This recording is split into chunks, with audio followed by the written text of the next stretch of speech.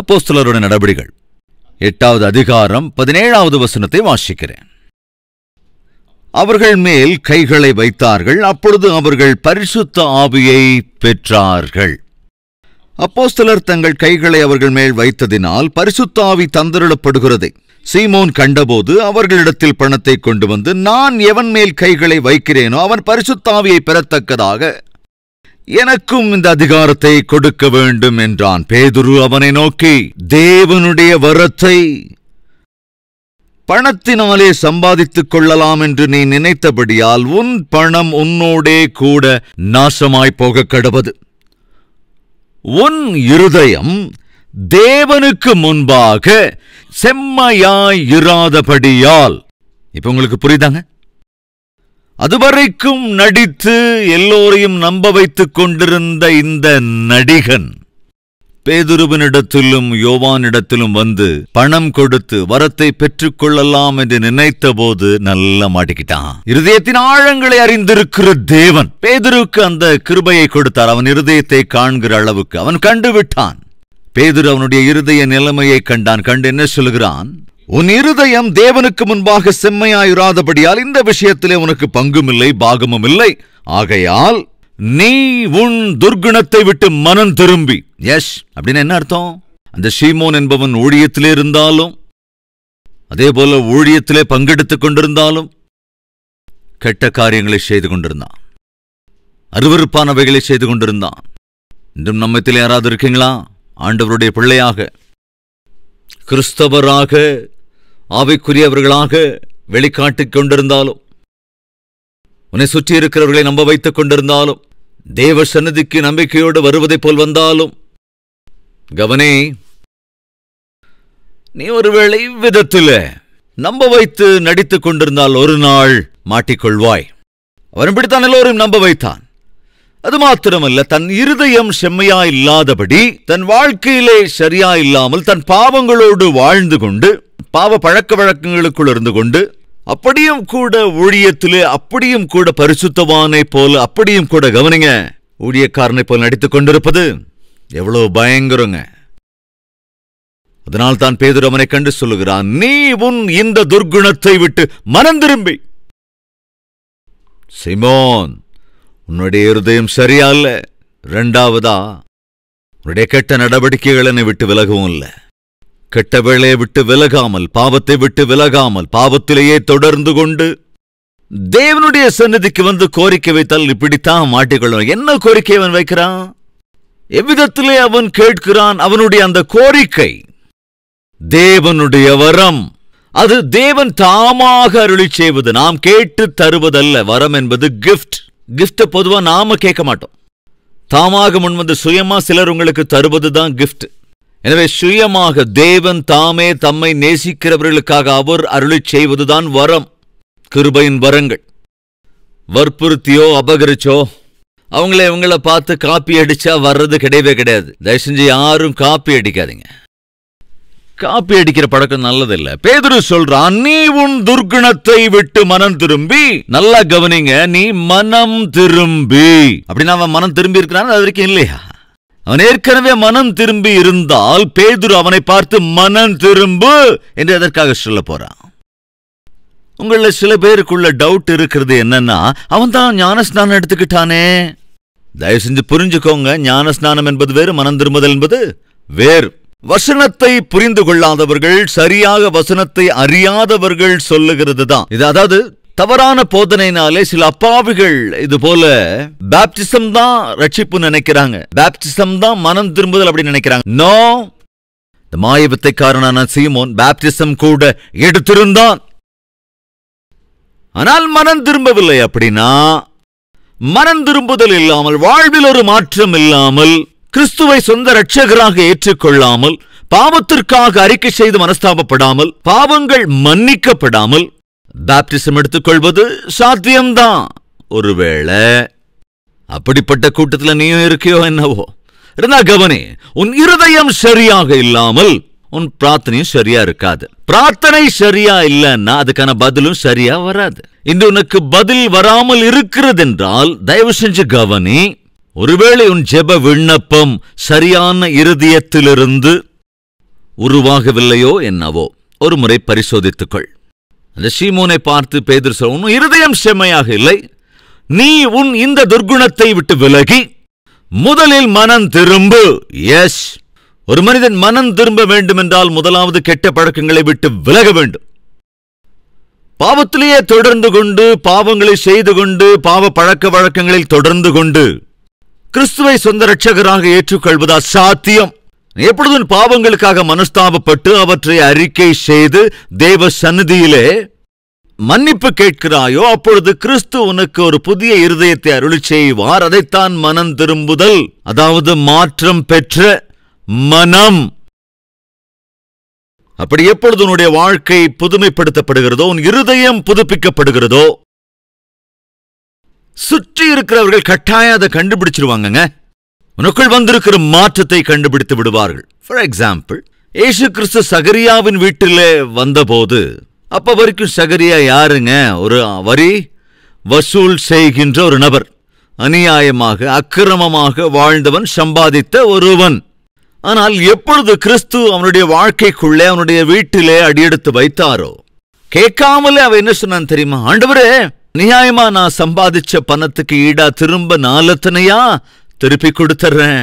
இந்த அநியாய அக்கிரம சம்பாத்தியம் வேண்டாம். இந்த இருள் நிறைந்த சம்பாத்தியம், இருளுக்கு ஈடான வாழ்க்கை எனக்கு வேண்டவே வேண்டாம். சோ அங்க எதுக்காக அப்படி சொல்றான்? கவனிங்க. ஒருவனுடைய வாழ்க்கைக்குள் கிறிஸ்து வந்து விட்டார் என்றால், ஒருவனுடைய வாழ்க்கைக்குள் இயேசு வந்தால், அவன் வாழ்க்கையில அவர் வருவார் என்றால், அந்த மனிதன் சுயமாக செய்கிற காரியம் தன்னுடைய பாவங்களை எல்லாம் விட்டு விலகிடுவான். பாவத்தை இனி நான் நேசிக்க மாட்டேன் என்பதற்கான அடையாளத்தை அவன் வெளிக்காட்டுவான். தன்னை சுற்றி இருக்கிறவர்கள் கவனிப்பார்கள், புரிந்து கொள்வார்கள், இவனுக்குள் ஒரு மாற்றம் வந்திருக்கிறது. இந்த வார்த்தையை கேட்ட பிறகு ஆண்டவராக இயேசு கிறிஸ்து சொல்லுவார், இவன் ஆபிரகாம் குமாரன் தான். காரணம் என்ன? மாற்றம் வந்தது. எனவே கவனிங்க சகோதரனே, சகோதரியே, மாற்றம் வந்திருக்கிறதா? உன்னுடைய வாழ்க்கையிலே மாற்றம் வந்திருக்கிறதா? மாற்றம் வராமலேயே, மனம் திரும்பாமலேயே ஞான ஸ்நானம் எடுக்கிறேன் என்று எடுத்துக்கொண்டு ஆண்டவருடைய பந்தியிலும் பங்கெடுத்துக் கொண்டு பக்திமானை போல, பக்தி உள்ள ஸ்திரியை போல தொடர்ந்து கொண்டிருப்பாய் என்றால் கவனே, ஒரு நாளில் அந்த கேட்டுக்கு முன்னாலே உன்னை நிறுத்திடுவாங்க. நிலை, எங்க வேகமா போற? நான் பரலோகத்துக்கு போறேன். பரலோகத்துக்கு போறியா? உன்னுடைய பேரு ஜீவ புத்தகத்துல இல்ல. அது என்ன, என் பேர் எப்படிங்க ஜீவ புத்தகத்தில் இல்லாம இருக்கும்? நான் யாருன்னு தெரியுமா உங்களுக்கு? யாரு? கால்வரி டெம்பிளோட மெம்பர். அதுக்கு என்ன? சதீஷ்குமார் தான் எனக்கு பேப்டிசம் கொடுத்தாரு. ஓஹோ, அதுக்கு கல்வாரீஸ்வரம் நிகழ்ச்சி கூட நிறைய தடவை ஸ்பான்சர் பண்ணிருக்கேன். அப்புறம் ஓஹோ, அதுக்கு என்ன? அதுக்கு என்ன சொல்றீங்க பேதுரு?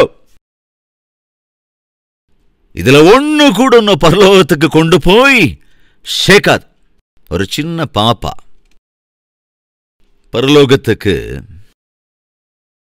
பரலோகத்துக்குள்ள நுழையறதுக்கு அடியெடுத்து வச்சப்போ தேவதூதன் அந்த பாப்பா கிட்ட கேள்வி கேட்டாரா, பாப்பா பரலோகத்துக்குள்ள போகணும்னு ஆசைப்படுறியே, அதுக்கு உன்னோட தகுதி என்ன அப்படின்னு கேட்டப்போ அந்த பாப்பா கேட்டால், தகுதியா? எனக்கு என்ன தகுதி இருக்கு பரலோகத்துக்குள்ள போறதுக்கு? எனக்கு எந்த தகுதியும் இல்லை. அப்புறம் பரலோகத்துக்கு வரணும்னு ஆசைப்படுற? இயேசு கிறிஸ்து என்ன உயிருக்கு உயிரா நேசிச்சு சிலுவையில் எனக்காக உயிரையே கொடுத்திருக்காரு.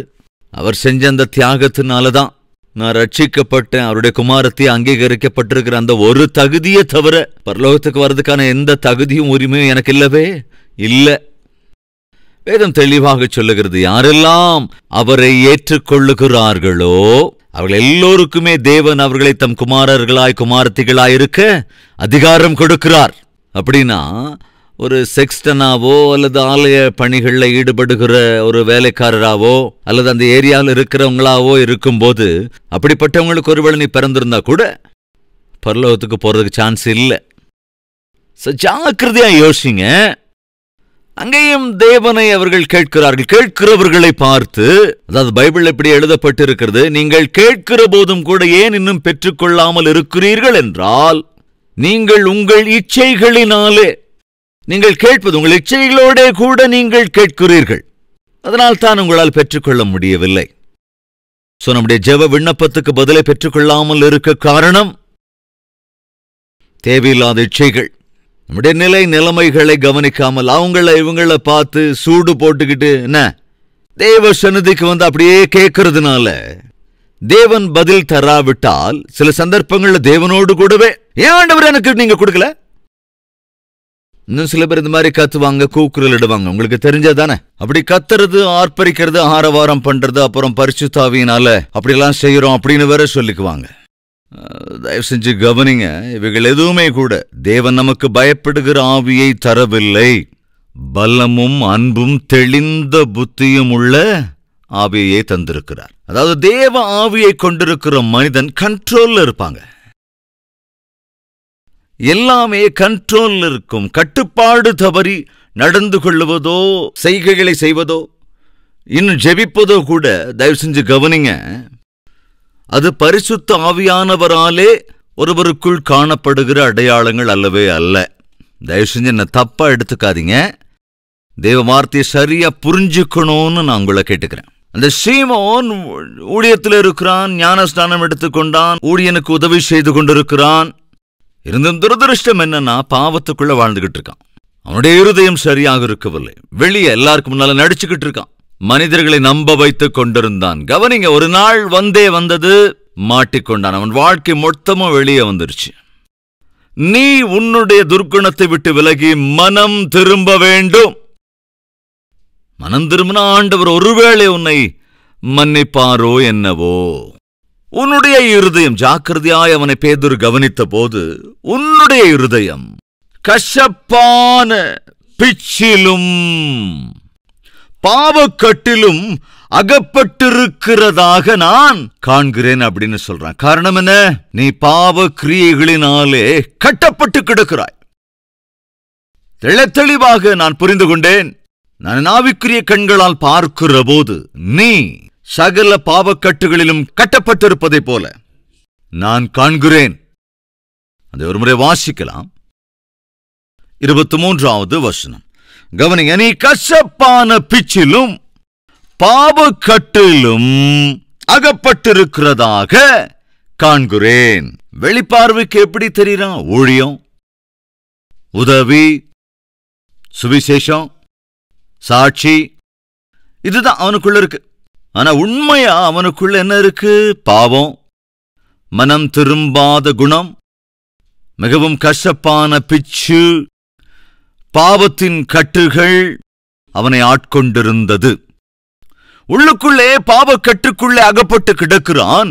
வெளியிலோ எல்லோரையும் ஏமாற்றிக் கொண்டிருக்கிறான். நம்மள அப்படிப்பட்டவங்க இருக்கீங்களா?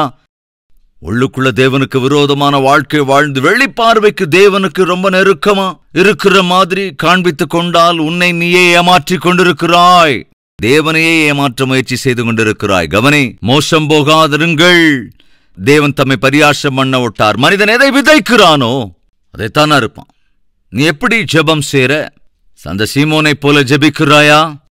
வரோம் வரோம் வரோம் வரோம் வரோம் வரோம். சில பேர் இதேதான் ஜெப விண்ணப்பம், வரோம் வரோம் வரோம் வரோம் வரோம், இதே விண்ணப்பம் தான். இன்னும் சில பேர் ஆவி ஆவி ஆவி ஆவி. தயவு செஞ்சு கவனிங்க, ஏதோ குற்றம் சுமத்த நான் முயற்சிக்கலங்க. வரம் என்றால் என்ன அர்த்தம்? கிஃப்ட். கிஃப்ட். பைபிள் ஒரு நல்ல வசனம் இருக்குங்க. இயேசு கிறிஸ்துவை விசுவாசியுங்கள், அப்பொழுது நீங்கள் பரிசுத்த ஆவியின் வரத்தை பெற்றுக்கொள்வீர்கள். வரம்னா கேட்காம கிடைக்கிறது. அன்று அவர்கள் கேட்காமல் தான் தேவன் அவர்களுக்கு அருளினார். கவனமா பார்த்தோம்னா கொர்நேலியுனுடைய குடும்பம், அந்த குடும்பத்தார் எல்லோருமே தேவ வார்த்தையை கேட்டுக்கொண்டிருந்த போது, தேவ வார்த்தைகளை விசுவாசித்த போது அவர்கள் கேட்காமலேயே பரிசுத்த ஆவியானவருடைய வரத்தை பெற்றுக்கொண்டார்கள். காரணம் என்ன? அவர்கள் விசுவாசம் அப்படி. சொல்லப்போனா அவங்க இன்னும் ஞானஸ்நானம் கூட எடுத்திருக்கல. சில பேர் தவறா போதிக்கிறாங்க. ஞானஸ்நானம் எடுத்துக்கிட்டா தான் பரிசுத்த ஆவியின் வரத்தை பெற்றுக்கொள்ள முடியும், பாப்டிசம் எடுக்கலன்னா பரிசுத்த ஆவியை பெற்றுக்கொள்ள முடியாது. இதெல்லாமே தவறான போதனைகள். இவங்க கொர்நேலியின் குடும்பத்தார் பாப்டிசம் எடுத்துக்கல, ஆனாலும் பரிசுத்த ஆவியை பெற்றுக்கொண்டார்கள். வாசிக்கலாமா? அப்போஸ்தலருடைய நடபடிகள் 10வது அதிகாரம் 44வது வசனம். இந்த வார்த்தைகளை பேதுரு பேசிக் கொண்டிருக்கையில் வசனத்தை கேட்டவர்கள் யாவர் மேலும் பரிசுத்த ஆவியானவர் இறங்கினார். அவர்கள் பல பாஷைகளை பேசுகிறதையும் தேவனை புகழுகிறதையும் பேதுருவோடே கூட வந்திருந்த விருத்த சேதனமுள்ள விசுவாசிகள் கேட்கும் போது பரிசுத்த ஆவியின் புறஜாதிகள் மேலும் பொழிந்தருளப்பட்டதை குறித்து பிரமித்தார்கள். அப்பொழுது கவனிங்க, அப்பொழுது பேதுரு நம்மை போல பரிசுத்த ஆவியை பெற்ற இவர்களும் ஞானஸ்நானம் பெறாதபடிக்கு எவனாகிலும் தண்ணீரை விலக்கலாமா என்று சொல்லி, ஞானஸ்நானம் எடுக்காமலேயே பெறாமலேயே அவர்கள் பரிசுத்த ஆவியை பெற்றுக் கொண்டார்கள். காரணம் என்னவென்றால், கிறிஸ்துவை யாரெல்லாம் சொந்த இரட்சகராக ஏற்றுக்கொள்ளுகிறார்களோ அவர்களுக்கு தேவன் வாக்கு பண்ணியிருக்கிறார். என்னவென்று தெரியுமா? பரிசுத்த ஆவியின் வரத்தை உங்களுக்கு அருளுவேன் என்று. அதே போல அவர்களுக்கு அருளி செய்தார். ஃப்ரெண்ட்ஸ், கவனிங்க, இந்த மாயவித்தைக்காரன் சீமோனோ வரோம் அதுக்காகவே கலவரம். தேவன் உன்னை ஊழியத்திற்கு அழைத்திருப்பார் என்றால் அந்த ஊழியம் செய்வதற்கு தேவையான திருப்தியான தேவன் தம்முடைய ஆவியை உனக்கு இலவசமாகவே தந்தருடுவார். அது தேவன் தம்முடைய பொறுப்பு. என் பையனை மகனை படிக்க வைக்கணும்னு ஆசைப்பட்டனா அவனுக்கு படிப்பதற்கு தேவையான புத்தகத்தை வாங்கி கொடுக்க வேண்டியது யாரு பொறுப்பு? தகப்பனா எனக்குரியது. அது என்னுடைய பொறுப்பு. அவன் படிப்பதற்கு தேவையான புத்தகங்களை வாங்கி கொடுக்க வேண்டியது என்னுடைய பொறுப்பு. சோ தேவன் உன்னை ஊழியத்திற்கு அழைப்பார் என்றால் அந்த ஊழியத்திற்கு தேவையான பலனை உனக்கு தர வேண்டிய பொறுப்பும் கடமையும் தேவனுடையது. எனவே இந்த விஷயத்தை தயவு செய்து புரிந்து கொள்ளும்படியாக கேட்டுக்கொள்கிறேன். வரம் வேணும் அப்படியே கேட்டுக்கிட்டே இருக்கான். கடைசியில பேதுரு தெளிவுபடுத்துறான். என்னன்னு? பா, நீ இன்னும் மனம் திரும்பவே இல்லையா? ரட்சிப்புனா என்னன்னு உனக்கு தெரியாதே. உன்னுடைய இருதயத்தை கவனித்தால் பயங்கர பாவ கட்டுகளுக்குள்ளே அகப்பட்டுக் கொண்டிருக்கிறாய். இப்படி அகப்பட்டுக் கொண்டிருக்கிற நீ ஊழியங்கிற, சபைங்கிற, உதவிங்கிற, சுவிசேஷங்கிற, சாட்சின்னு சொல்ற, இது என்ன உன் விளையாட்டு?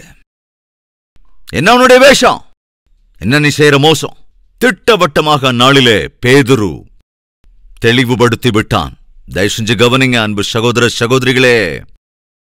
இந்த பூமியில் இருக்கும் போதே நாம் நம்முடைய காலம் முடியும் முன்பே கணக்கை சரி செய்து கொள்வது நல்லது. இங்க கணக்கை சரி பார்த்தா அட்லீஸ்ட் மனம் திரும்புவதற்கான ஒரு வாய்ப்பு இருக்கு. ஆனால் மரித்ததற்கு பிறகு அங்க போய் கணக்கை சரி பார்க்கலான்னா மனம் திரும்புறதுக்கு கூட வாய்ப்பில்லை. No chance. ஒரு மனிதன் மனம் திரும்புவதற்காவது, தன்னுடைய பாவத்தை அறிக்கை செய்வதற்காவது, தேவனிடத்திலே தன்னுடைய இருதயத்தை சரி செய்து கொள்வதற்காவது இருக்கிற ஒரே ஒரு வாய்ப்பு இந்த உலகத்துல மட்டும்தான். ஒருவேளை இறந்ததுக்கு அப்புறம் நோ செகண்ட் சான்ஸ். ஏதாவது புத்தகங்களை வாசிக்கிறீங்களா? செத்து போனதுக்கு அப்புறம் கூட செகண்ட் சான்ஸ் இருக்கு, தேர்ட் சான்ஸ் இருக்கு, ஃபோர்த் சான்ஸ் இருக்கு. நீங்க மறுபடியும் ரட்சிக்கப்படுற வரைக்கும் தேவதூதர்கள் வந்து மத்தியில எங்கேயோ வானத்துல நீங்க கூட்டம் கூட்டமா உட்கார்ந்து இருக்கும் போது வந்து அங்க போதிப்பாங்களா? இப்படிப்பட்ட கதை இந்த புத்தகத்தில் அதை வாசிக்கிறீங்களா? No chance, no chance. மனிதன் மரிப்பதற்கு ஒரு முறைதான் தேவன், அதாவது மனிதன் வாழும்போது ஒரு முறைதான் மரிக்கிறான். மரித்ததற்கு பிறகு வேதம் தெளிவாக சொல்லுகிறது நியாய தீர்ப்பு. அவன் அவனுடைய கிரியைகளின் அடிப்படையிலே தேவன் நியாயம் தீர்ப்பார். கிறிஸ்துவை ஏற்றுக்கொண்டிருக்கிறவர்களோ ஆடுகளைப் போல வலப்புறமாய் பரலோகத்திற்கு சென்று விடுவார்கள். கிறிஸ்துவை புறக்கணித்தவர்களோ, நல்ல கவனிங்க, பிசாசானவனோடு கூட யுக யுகமாய் நரகத்திலே வேதனைக்குட்படுத்தப்படுவார்கள். சகோதர சகோதரிகளே, நல்லா கவனிச்சிங்க. இன்னும் புரியும்படியா சொல்லணும்னா, அந்த சீமோன் அப்பாவியா இல்ல அறியாமையா என்ன சொல்றது? அவனை தான் எதை கேட்கிறானோ கேட்பதற்கு ஏற்ற வாழ்க்கை வாழாமல், ஆனால் அதற்கு ஆசைப்பட்டு கையங்களவுமா மாட்டிக்கிட்டான். இருக்கீங்களா நம்ம மத்தியில் யாராவது? நீ எவைகளை தேவ சந்நிதியிலே வந்து அவரிடத்திலே கேட்கிறாயோ அவைகளை பெற்றுக்கொள்வதற்கேற்ற இருதயம் உன்னிடத்தில் இருக்கிறதா? பெற்றுக்கொள்வதற்கு ஏதுவான வாழ்க்கை உன்னுடைய வாழ்க்கையா? பெற்றுக்கொள்வதற்கேற்ற ஆவிக்குரிய நடத்தை உனக்கு இருக்கிறதா? அதற்கேற்ற வாழ்க்கை இல்லாமல், நடத்தை இல்லாமல் தேவனிடத்திலிருந்து பதிலை பெற்றுக்கொள்வது என்பது சாத்தியமே அல்ல. அங்க பார்த்தோம், இச்சைகளின் அடிப்படையிலே நீங்க கேட்கிறீங்க, அதனால் பதில் வருவதில்லை. இங்க ஆவிக்குரிய அடிப்படையே இல்லாமல் வேஷத்தோடு நடித்துக் கொண்டு அவன் கேட்கிறான், அவனுக்கும் இங்க பதில் வரல. ஆனால் தாவீது ஜெப விண்ணப்பம் பண்ணிய போது, சகோதர சகோதரிகளை கவனிங்க, அவருடைய ஜெபத்தில் இருக்கிற காரியங்கள் அற்புதமானவை. அவன் இருதயத்தை பத்தி வேதம் சொல்லுகிறது, தாவீது தேவனுடைய இருதயத்திற்கு ஏற்றவன். இன்னொரு இடத்துல தேவனே சொல்லுகிறார், நான் என் சித்தத்திற்கு ஏற்ற மனிதனை கண்டுகொண்டேன். எப்படிப்பட்ட மனிதன்? என்னுடைய சித்தத்திற்கு ஏற்ற மனிதனை கண்டுகொண்டிருக்கிறேன். நான் விரும்புகிறபடி செய்கிறவன், என்னுடைய சித்தத்தின்படி செய்கிறவனை கண்டுகொண்டேன். யார் அந்த சித்தத்தின்படி செய்கிறவன்? தாவீது. தேவனுடைய சித்தத்தின்படி வாழ்கின்ற, தேவனுடைய சித்தத்தின்படி செய்ய வேண்டும் என்று விரும்புகிற தாவீதும் கூட ஜெபம் செய்கிறான். அந்த ஜெபத்திலே 5 மிக முக்கியமான அம்சங்கள் உண்டு. இதை நீங்க தயவு செய்து எழுதி வச்சுக்கோங்க. தாவீது எந்த விஷயங்களுக்காக ஜெபித்தான்? ஒரு நீதிமானுடைய ஜெபம் என்பது எப்படி இருக்கும்? வாங்க, இதுவரைக்கும் நீதிக்கு புறம்பானவர்களின் ஜெபம் எப்படி இருக்கும் அப்படிங்கறத நாம பார்த்தோம். இப்போ ஒரு நீதிமானுடைய, தேவனுடைய சித்தத்தின் அடிப்படையில் இருக்கிறவனுடைய ஜெபம் எப்படி இருக்கும்னு பார்க்கலாம். அதைத்தான் உங்களோடு பகிர வேண்டும் என்று நான் ஆசைப்படுகிறேன். 25வது சங்கீதம் 2வது வசனம். பரிசுத்தர்கள் செய்கின்ற 5 விதமான ஜெபம். தேவனே,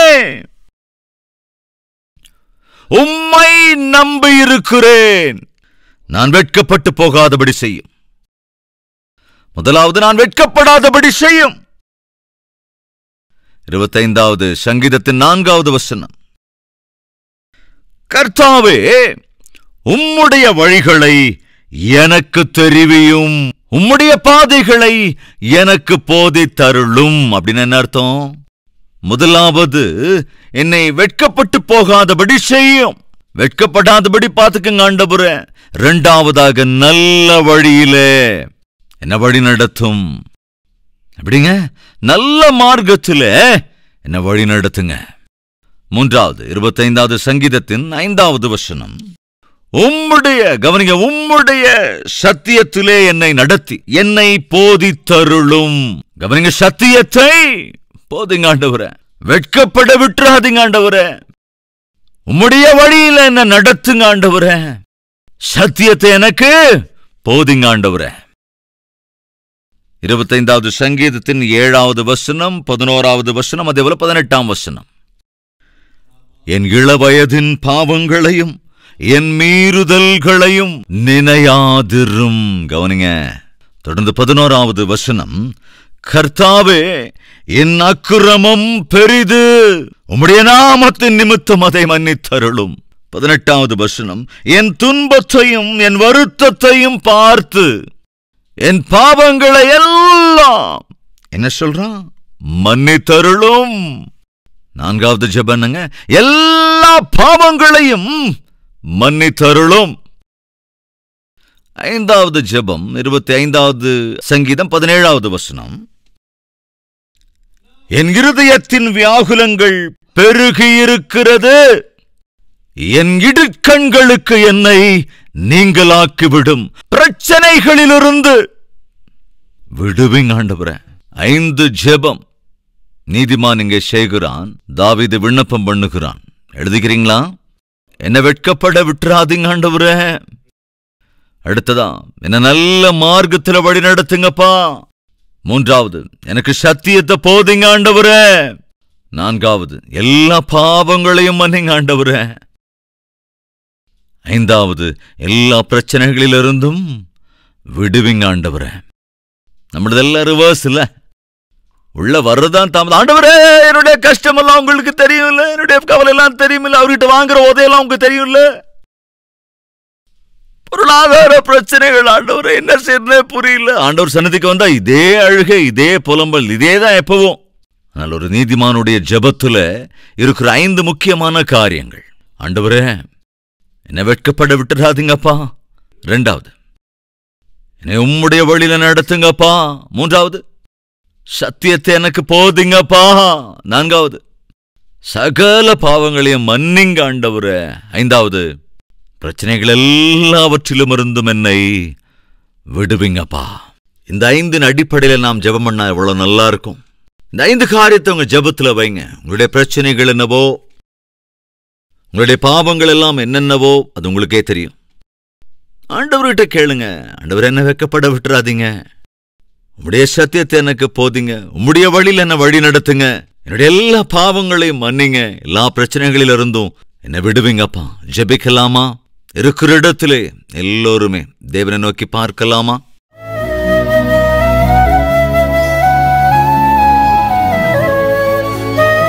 மகா பரிசுத்தமும் அன்பும் நிறைந்த எங்கள் பிதாவே, நாங்கள் நேர்த்தியாக ஜெபிக்க வேண்டும் என்றால் சரியான இருதயத்தோடும் சரியான ஆவிக்குரிய நடத்தையோடும் இருக்க வேண்டும்.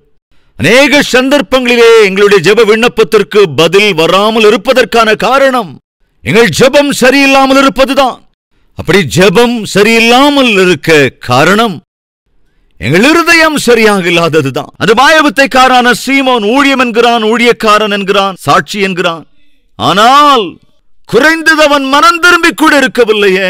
முழுமையாக நீர் எங்களை மன்னிக்காமல் நடித்துக் கொண்டிருக்கிற வாழ்க்கை வாழ்கிற ஒவ்வொருவரோடும் ஆண்டவர் என்று பேசியிருக்கிறீர். என்றாவது ஒரு நாள் இந்த நடிப்பு வெளியே தெரிந்துவிடும். அப்படி வெளியே தெரிந்ததற்கு பிறகு, வாழ்க்கை நடுவீதிக்கு வந்த பிறகு பிரயோஜனம் ஒன்றும் இருக்காது. இந்த வேளையில் எங்களோடு பேசியதால், தெளிவாக பேசியதால், ஆவியானவர் சொல்லுகிற இந்த வார்த்தைகளை நல்வழிப்பட வேண்டும் என்று ஆசைப்படுகிற ஒவ்வொருவரும் கேட்டு ரட்சிக்கப்படும்படி உதவி செய்யுங்க ராஜா. ஆண்டவர், நீதிமான் செய்கிற ஜெப விண்ணப்பம் எப்படி இருக்கும் என்பதை தாவீது கற்றுக் கொடுக்கிறான். ஆண்டவரே, வெட்கப்பட விட்டுடாதீங்க. உம்முடைய வழியிலே வழி நடத்துங்க. உம்முடைய சத்தியத்தை போதிங்க. என்னுடைய எல்லா பாவங்களிலிருந்தும் என்ன மன்னிங்க.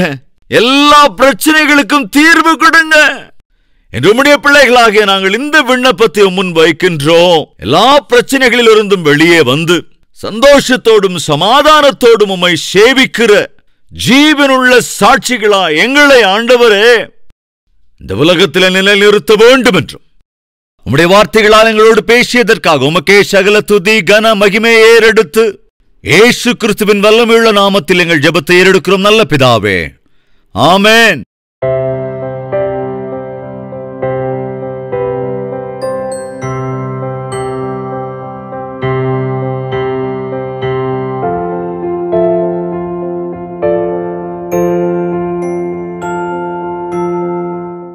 எங்கள் முகவரி: கல்வரி, தபால் பெட்டி எண் 30, குக்கட்பள்ளி, ஹைதராபாத் 72